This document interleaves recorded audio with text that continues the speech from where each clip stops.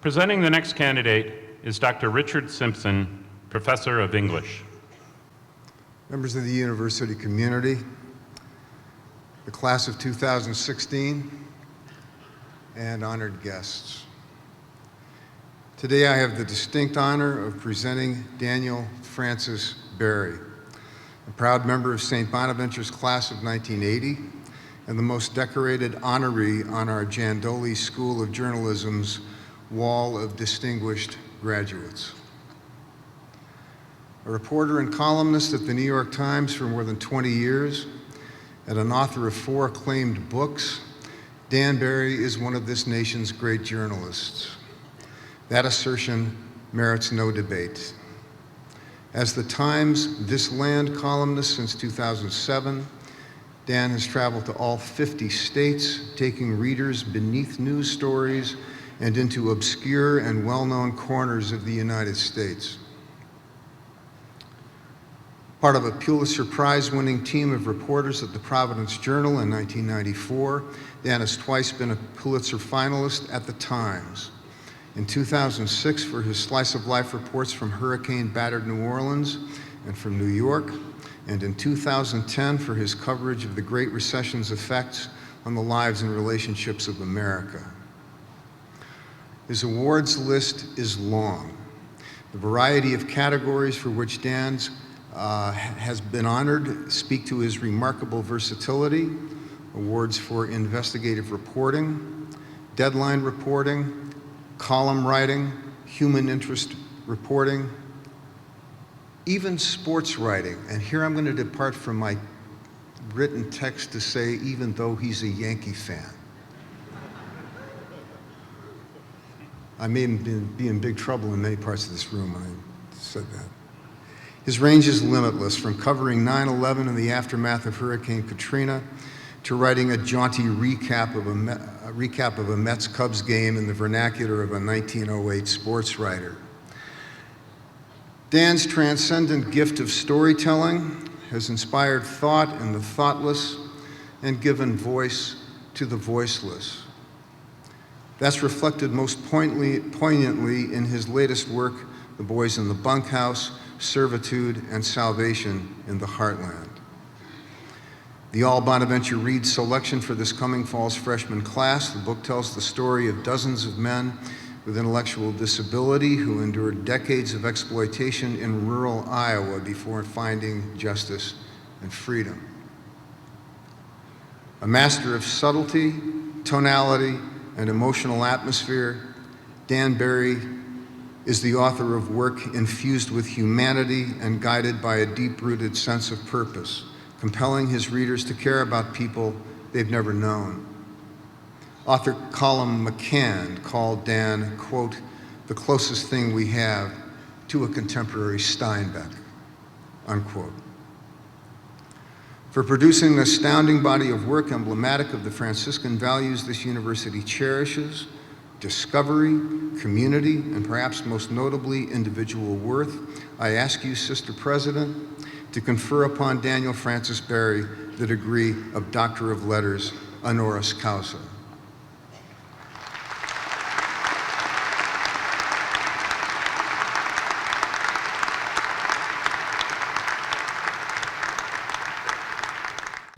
Sister Margaret, members of the St. Bonaventure administration and community, fellow honorees, Father Andre and Raymond and Maureen D., faculty, friends, family, alumni, students, the graduating class of 2016, I have one very serious question for you. How do I look?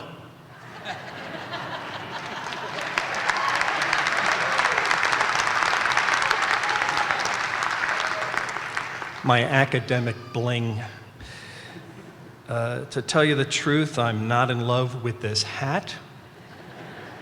Guaranteed, if I wear this back in New York City, I get beat up.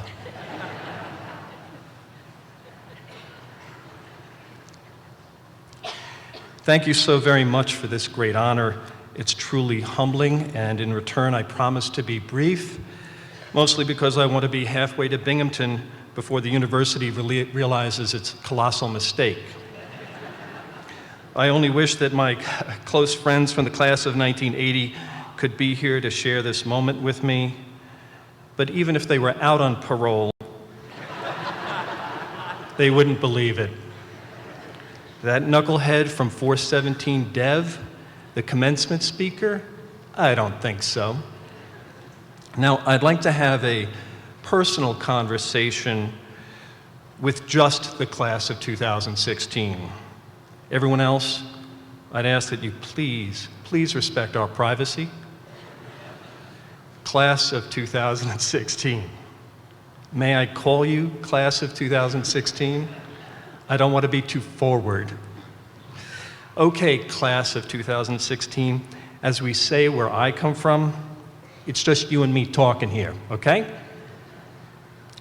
I have a pretty good sense of how you feel right now. I've been there. In the same auditorium, in these same seats, probably in these same gowns. Robert Lanier, class of 70. Granted, it was 36 years ago, so last century, but I've been there. Part of you wants to put this place behind you and get on with your life.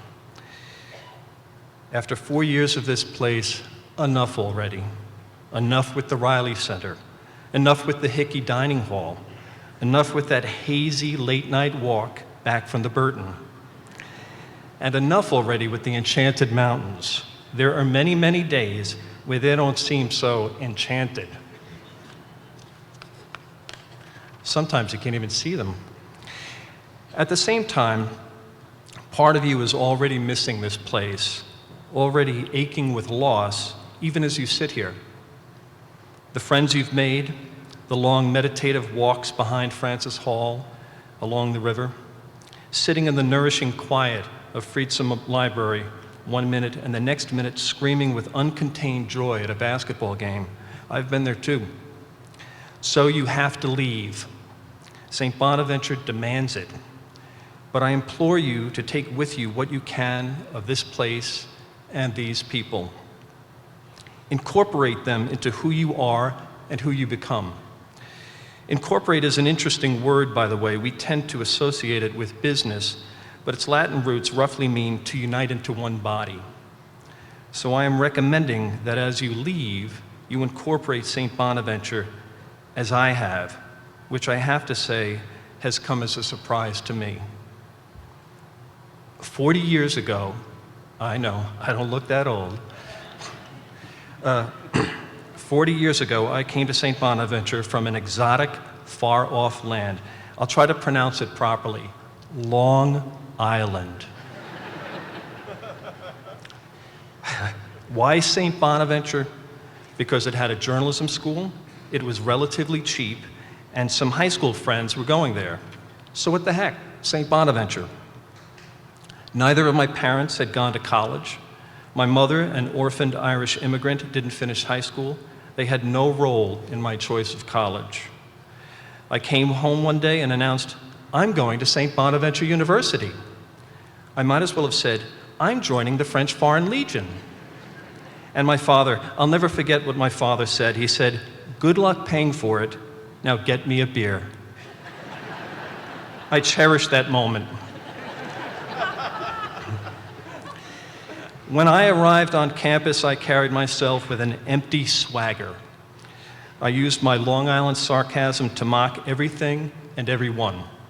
Of course, this was only a way to mask my many, many insecurities. This false cockiness I adopted was really a way of saying, I am an unformed mess with only the faintest sense of what I want to become. I think it might be to be a journalist. Help me. Now here comes that incorporation part.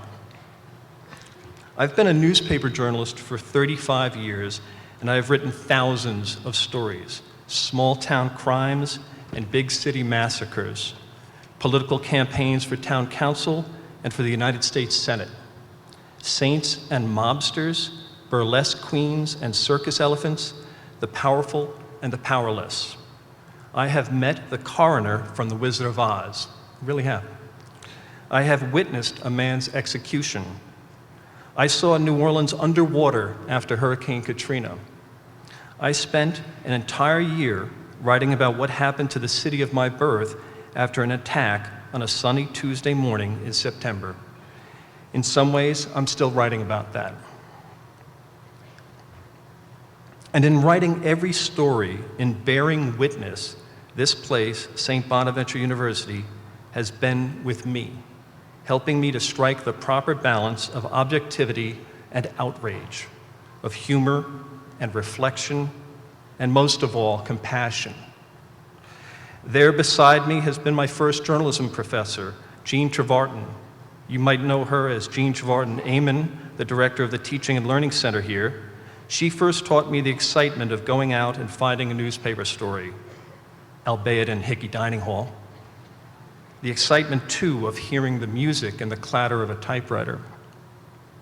There, too, has been Russell Jandoli. To you, he might be a name on a plaque, a name attached to the School of Journalism and Mass Communication. To me, he was a slight, hunched-over man. He always walked like this.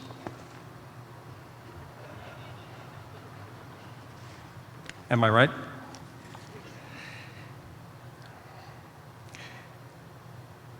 He was always in a hurry and yet always available.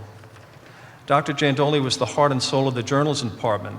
When I could not afford the tuition one year, he created a scholarship on the spot to allow me to continue my studies. The amount of that critical scholarship, $200. Also, Father Dan Riley. Perhaps you've heard of him. If not, perhaps you've heard his laugh. More than anyone else, Father Dan saw through my defensive Long Island armor.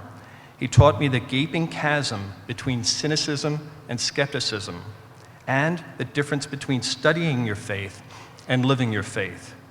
Father Dan, by the way, officiated at my marriage to my lovely wife, Mary Trinity, class of '81. You know who else sits beside me? A custodian named Tony Villani. Every morning in Devereux Hall, after the keg party, after the water fight, after the minor vandalism, here would come Tony, dragging a heavy-duty garbage bag behind him. He'd pick up the plastic cups, mop up the beer-soaked floors, clean up the mess left by relatively privileged undergraduates from Rochester and Buffalo and Syracuse and Long Island. Some students teased Tony because he had intellectual disability. They called him Tony-Oni. They mocked the way he talked, took advantage of him, dismissed him as a gooner. I got to know Tony a little bit. I went to his shabby apartment on a rough side of Olean. I drank coffee with him, ate with him. He could be funny, he could be warm, he could be a pain in the neck. In other words, he was like anyone else. And I am so grateful to Tony Villani because he helped me to recognize the otherness that exists in society, the segregation we impose on people we think are not like us. Even here at a Franciscan university, that was a powerful, powerful lesson for me. There's so many others from St. Bonaventure who I've taken with me or a part of me. There's Jim Martini, the larger-than-life English professor who made the writings of Hemingway and Fitzgerald and Faulkner come alive. There's Jeff White, who taught me the precision of language through Greek and Latin etymology. There's Michael Chiarello and Anthony Farrow and Father Irenaeus and so many others. But more than anyone else, there's been Dr. Richard Simpson, which is a little surprising. He is a Mormon from the West Coast. I'm a Catholic from the East Coast. He's a jazz aficionado who plays a mean saxophone. I like bagpipes. Not really. But we bonded because he was an English professor who lived to share and celebrate the dance of language. And I was the eager student who wanted so dearly to join in that dance. For 46 years, Rick Simpson has taught thousands of Bonaventure students the everlasting odes of John Keats, the prophetic power of Percy Shelley, the mad genius of William Blake. For 46 years, he has taught thousands of Bonaventure students the electric power of language, the kinetic energy that can be created when words are carefully arranged in a line of poetry or a sentence in an essay. I have never forgotten the epiphany I had in his freshman honors English class, the epiphany of how words, when properly assembled, can articulate what seems beyond articulation. A passing moment, a fleeting emotion, captured and nailed down forever with words, there to be experienced again and again. Even today, when I write a newspaper story or a chapter in a book, Rick Simpson is there beside me, urging me to find a better word, to eliminate cliché, to seek the electricity that can be sparked by language. After 46 years, Dr. Simpson is retiring. There are ideal Bonaventure students, but there are also ideal Bonaventure teachers. He is mine, and you have yours, your ideal Bonaventure teacher. Please join me in giving Rick and his teaching colleagues a long-deserved round of applause.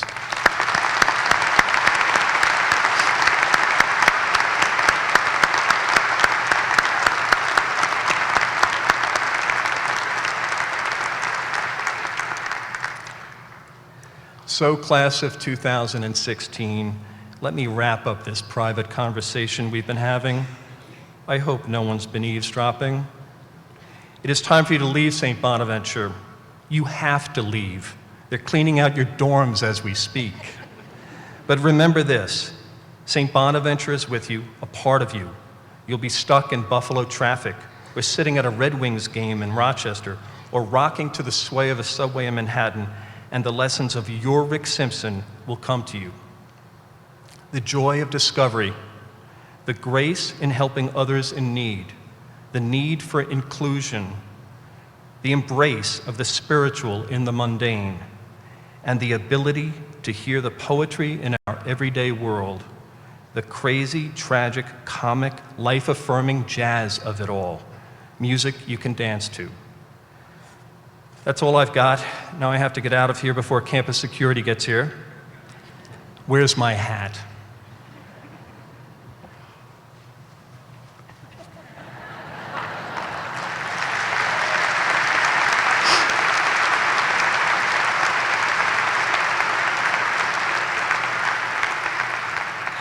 Congratulations, fellow honorees. I am truly honored to be in your company.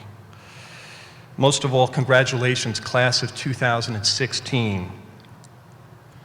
Go in peace, go for it, go Bonas, and lastly, for Sister Margaret, Carney strong. Thank you.